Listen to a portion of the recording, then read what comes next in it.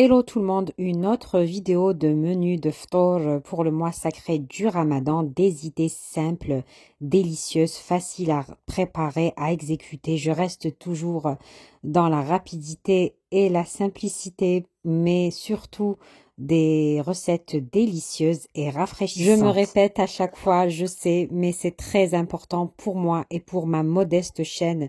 N'oubliez pas de liker, de m'encourager, de vous abonner si mon contenu vous plaît. Cela m'encourage beaucoup pour continuer. Je prends les spéculoos ici. Je vais hacher les spéculoos, 250 g de gâteau spéculoos. Du beurre à fondre, l'équivalent de 80 g de beurre.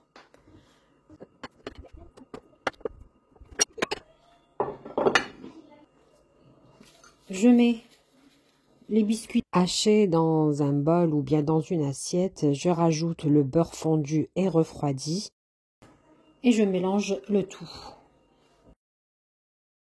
Je viens transvaser les biscuits avec le beurre ici. Vous pouvez utiliser n'importe quel moule à charnière si vous le souhaitez. Moi, je vais directement mettre sur une assiette avec le moule rond. Vous pouvez le faire aussi en rectangle, en carré, comme vous le souhaitez, selon le moule que vous avez chez vous à la maison. Regardez. Ensuite, je viens tasser bien le fond de mon biscuit. De cette façon, vous pouvez utiliser le dos d'une cuillère ou la main comme moi. Au frigo, le temps que j'aille préparer ma crème chantilly.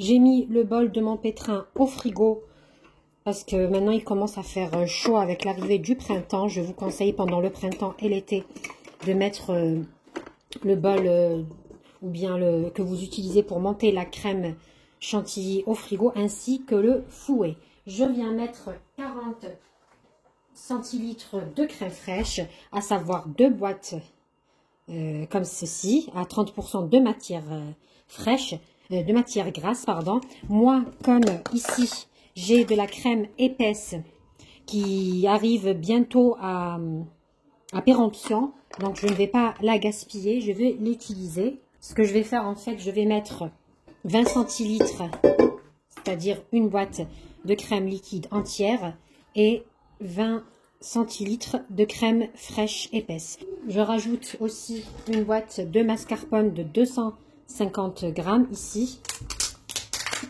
Moi, j'utilise celle de Leclerc de la marque Repère. Elle est très bien. C'est un dessert facile à réaliser, rapide. Et surtout, ultra bon.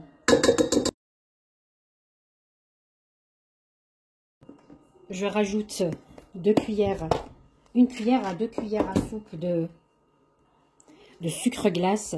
Pour le sucre, c'est chacun, il dose comme il souhaite. Voilà, 2 cuillères. Vraiment 2 cuillères rases, puisque je vais ajouter aussi de la crème spéculoos qui est assez sucrée. Je mets 2 cuillères à soupe de crème spéculoos. Si vous n'avez pas de crème spéculoos, vous pouvez remplacer par la pâte à tartiner chocolat. C'est tout aussi délicieux. Et à ce moment-là, vous remplacez les spéculoos par des petits beurres ou même des Oreos, par exemple, des gâteaux au chocolat, comme vous le souhaitez. Je rajoute la vanille en liquide ou bien en poudre, pas de souci. C'est un dessert très facile. Et puis, je viens monter tout ça en chantilly. N'hésitez pas à mettre un couvercle ou un torchon pour éviter les éclaboussures d'en avoir partout. Alors, d'abord, je ferme.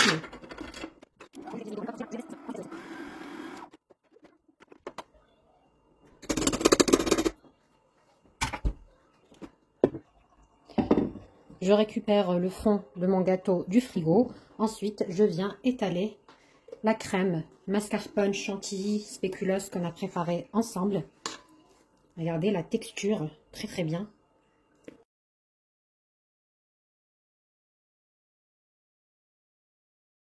Ce que j'ai fait, c'est que j'ai pris quelques fraises. C'est facultatif, vous pouvez le faire comme ne pas le mettre. Donc, je les ai découpées de cette façon en petits cubes que je viens rajouter au milieu, généreusement. C'est vraiment facultatif, vous pouvez remplacer les fraises par des framboises ou bien par des fruits à coque comme les noix, comme la pistache, ou bien faire les deux si vous aimez bien avoir le croquant au milieu. Moi j'adore ça, mais aujourd'hui je vais rester sans croquant, on va dire. Je rajoute la crème.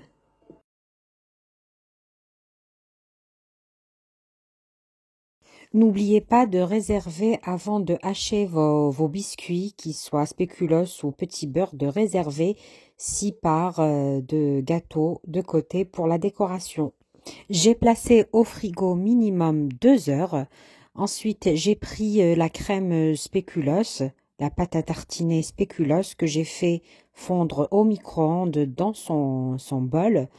Regardez la texture, elle est liquide. Vous venez mettre une couche de pâte spéculoos fondue de cette façon. Je me répète, si vous voulez mettre de la pâte à tartiner chocolat, vous pouvez aussi, vous la faites fondre au micro-ondes. Une chose très importante, c'est que vous laissez un petit peu refroidir la crème spéculoos ici avant de l'étaler sur la crème chantilly mascarpone. Sinon, si vous l'étalez très chaude, elle va vous faire fondre votre crème mascarpone chantilly. D'où l'importance d'avoir votre bien froid et le laisser minimum 2 heures. Il faut qu'il soit bien froid, comme ça quand vous étalez votre crème spéculoos au-dessus, elle va refroidir instantanément. Ensuite, j'ai réservé un petit peu de crème ici mascarpone chantilly au frigo que j'ai poché de cette façon. J'ai utilisé juste un sac plastique. J'avais pas le temps d'aller chercher mes poches à douille. Regardez, c'est juste pour la décoration. J'ai fait des petites rosaces de cette façon et je viens décorer ici avec des myrtilles, des fraises. Vraiment la décoration, chacun y fait comme il souhaite. J'ai rajouté les petits biscuits spéculoos que j'ai réservés de côté, que j'ai enlevé du paquet de 250 grammes. Je décore de myrtilles, je les avais ce jour à la maison. Je rajoute ici des spéculoos. Je mets des fraises. Là, j'hésite, j'aime pas trop, j'enlève, je remets une autre fraise. Je mets au frigo et je laisse tout ça bien prendre, bien se rafraîchir. Regardez le résultat après avoir laissé minimum 4 heures au frigo. Un pur délice, testez-le avec du spéculoos ou avec de la pâte à tartiner chocolat. Aujourd'hui, j'ai déjà la soupe qui me reste au frigo. J'ai décidé, comme j'ai un peu de temps, de faire de la kessara ftair pour accompagner shorba. J'ai pas préparé de bourek non plus. Vous savez, je me suis dit, je vais faire kessara, c'est plus simple, plus rapide. J'ai déjà partagé avec vous plusieurs recettes de kessara, je vous remontre ici. Aujourd'hui, j'ai utilisé que la semoule fine, donc c'est très simple, c'est 3 mesures semoule fine ici. Pour chaque mesure, je mets une cuillère à café de sel, une cuillère à soupe de lait en poudre. Et si vous n'avez pas le lait en poudre, vous pouvez remplacer à ce moment-là l'eau tiède que je vais rajouter dans la suite de ma recette. Vous mettez moitié lait tiède, moitié eau tiède. Cette recette, je l'ai partagée et repartagée avec vous sur ma chaîne YouTube. Je vous laisserai les liens en barre de description des différentes recettes de ma kessara. Comme c'est le mois du Ramadan, je profite pour vous montrer une autre recette qui est similaire aux autres. J'ai rempli un demi-verre d'huile. Je vous mettrai toutes les mesures en barre de description pour la recette de cette kessara. De cette façon. On peut rajouter un peu de semaine, c'est facultatif.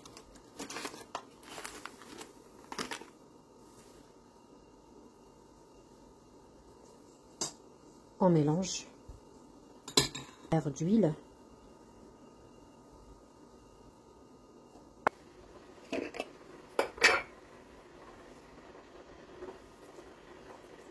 Je rajoute 2 cuillères à soupe de mélange de graines, comme vous le souhaitez, graines de sésame, graines de nigel, la demi-cuillère. Vraiment ce que vous souhaitez comme graines. Je vais rajouter, c'est facultatif, juste pour le goût, moi j'aime bien.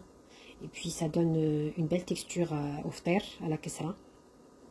Voilà, juste une demi-cuillère.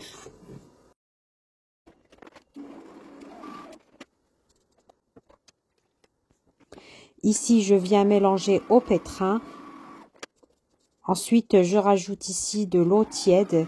Si vous n'avez pas de lait en poudre, c'est à cette étape que vous allez mettre moitié lait tiède, moitié eau tiède et vous rajouter à votre mélange. Pour les quantités d'eau tiède de semoule en grammes, je vous laisse tout en barre de description comme à mon habitude. Cette version de Kessara, vous avez remarqué, j'ai à peine pétri 5 à 10 minutes au pétrin.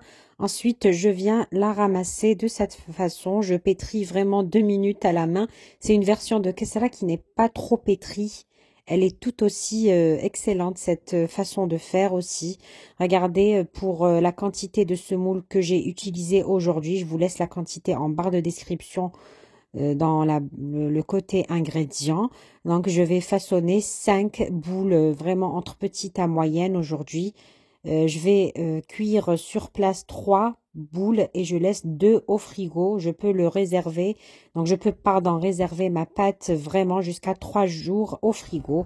Ici, je vous montre quelques séquences de la préparation et de la cuisson de la kessra. Je fais vite ici puisque j'ai déjà partagé avec vous des vidéos bien détaillées de la préparation du ftar. Après avoir cuit sur une poêle à feu moyen des deux côtés, voilà, la kessra est prête. Je découpe une pour vous montrer le résultat. Troisième étape, je prépare une bonne salade de fruits fraîche pour la soirée. J'étais pas sûre que le dessert soit bien frais qu'on a préparé en tout début de vidéo, donc je voulais rajouter une bonne salade de fruits. Mon organisation, je vous la partage en détail. Regardez, j'ai tout découpé, j'ai juste mis 2 cuillères à soupe sur les fraises pour qu'elles dégorgent de jus. C'est vraiment délicieux. Je prépare, je découpe mes fruits de cette façon. Je laisse toujours des fruits entiers pour la décoration si jamais. Regardez, j'ai découpé aussi des tranches de citron, des tranches d'orange. Là, j'avais des fraises, des bananes, des oranges, des kiwis, des myrtilles et des pommes. Et ensuite, le reste de la recette est très facile. Je mets dans un grand bol ou un plat à dessert comme vous souhaitez. Vous mettez le tout. Vous venez récupérer le fond du jus qui se trouve dans l'assiette avec un peu d'eau fraîche, comme je viens de le faire ici. Évitez de trop mélanger vos fruits pour ne pas les écraser. Et vraiment, la salade de fruits, n'hésitez pas à rajouter, j'ai oublié de vous le dire, du jus de citron sur les bananes et sur les pommes pour éviter qu'elles ne noircissent. C'est la petite astuce. Mettez un jus de citron sur les bananes et sur la pomme. Et en plus, le jus de citron va donner de l'acidité à votre salade de fruits. Un véritable délice. Je viens récupérer le jus d'une orange aussi pour le rajouter. C'est vraiment une salade de fruits naturelle. J'ai à peine mis 2 cuillères à soupe de sucre cassonade sur mes fraises et c'est tout. Je rajoute le jus d'orange au-dessus de cette façon. Je mélange délicatement à peine mes fruits pour éviter de les écraser. Là, j'ai rajouté la décoration. Et la petite touche finale, c'est vraiment facultatif. J'ai rajouté un peu d'eau de fleurs d'oranger pour aromatiser le tout. Je mets ma salade de fruits au frigo pour la déguster ce soir. Quatrième préparation du jour, je vous l'ai déjà dit, je n'ai pas fait des boureks aujourd'hui. J'ai décidé de faire des petits salés rapides à exécuter. J'ai acheté de la pâte feuilletée toute prête. Ça me facilite la tâche. Si vous voulez de la pâte feuilletée faite maison, j'ai déjà partagé avec vous la recette. Je vous la mets en barre de description. Après avoir fait frire de la viande hachée avec du sel, du poivre noir, vous pouvez rajouter du persil si vous le souhaitez. Je prends l'équivalent de 2 tomates fraîches que je vais hacher. Moi, j'ai pris la tomate pelée fine, la pulpe de tomate fine toute prête, je vous l'avais vu en vidéo. J'ai pris ma pâte feuilletée aussi toute prête, c'est vraiment une recette facile à exécuter. Je découpe de cette façon en 4 puis en 8. Si vous voulez des mini croissants, vous pouvez découper en 16 portions. Ensuite, je viens étaler ma sauce tomate. J'ai oublié de badigeonner de moutarde. C'est vraiment délicieux de rajouter de la moutarde de cette façon. Ce n'est pas grave, ce n'est pas trop tard. Je vais rajouter de la moutarde. Du coup, ici, badigeonner sur ma pâte directement. Je continue de mettre ma sauce tomate. Pour la farce, chacun y met ce qu'il souhaite. Je rajoute ici de la viande hachée que j'ai frit au préalable, du fromage râpé. Vous pouvez rajouter des olives par exemple aussi. Là, je prends un jaune d'œuf pour la dorure. Je viens rouler mes croissants en veillant à fermer vers les bords pour éviter à la farce de s'échapper. Là, j'ai fait des croissants sans fromage aussi pour mon mari qui ne mange pas de fromage. J'essaye ici de donner une belle forme à mes croissants en évitant bien sûr, en bien serrant aussi.